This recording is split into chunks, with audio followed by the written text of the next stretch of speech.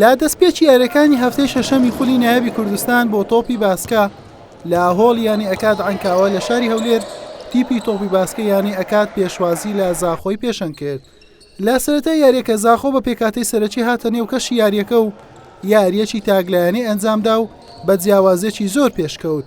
ئەنجامی نیوە یەکەم 38-11 بوو لە بەرژەوەندی کوڕانی خابوور. لا نیوەی دۆم زاخۆ پشووی بە بەشێک لە یاریزانەکانیدا و پشتی زیاتر بە یاریزانە هێدەگەکان بەست.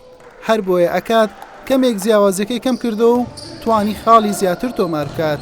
بەڵام لە کۆتایی زاخۆ بە جیاوازی 20 خاڵ و بە ئەنجامی 62 خاڵ بەرامبەر بە 42 خاڵ براوە بوو.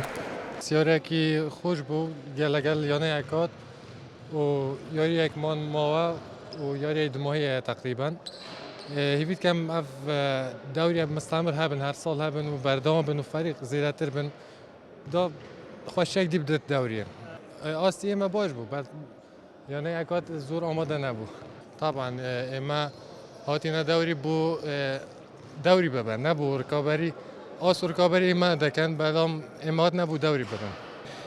یەکەمش زۆر سوپاسان دەکەم کە ئێوە ئەو کەناڵە جوانانە لێرە ئامادە بوون هەتا پیشانی خەڵکی خۆم کە دەوری کوردستان وا دەڕواتن. بەداخەوە ئەمڕۆ نەک بەس ئەمڕۆ هەموو یاریەکان نەمانتوانی بینەوەیان نەمانتوانی یەک لە یاریەکان بین لەبەرەوەی کە ئامادە بوونمان باش نەبوو. ماوەیەکی زۆر کورت دەستمان پێکرد بە ئامادەکردن لۆ ئەو دەورەیە. بەداخەوە ئینشاءڵڵا بۆ دەورەکانی دابێ فەریق بتوانی هاسێکی جوانتر و باشتر پیشانی خەڵک بداتن.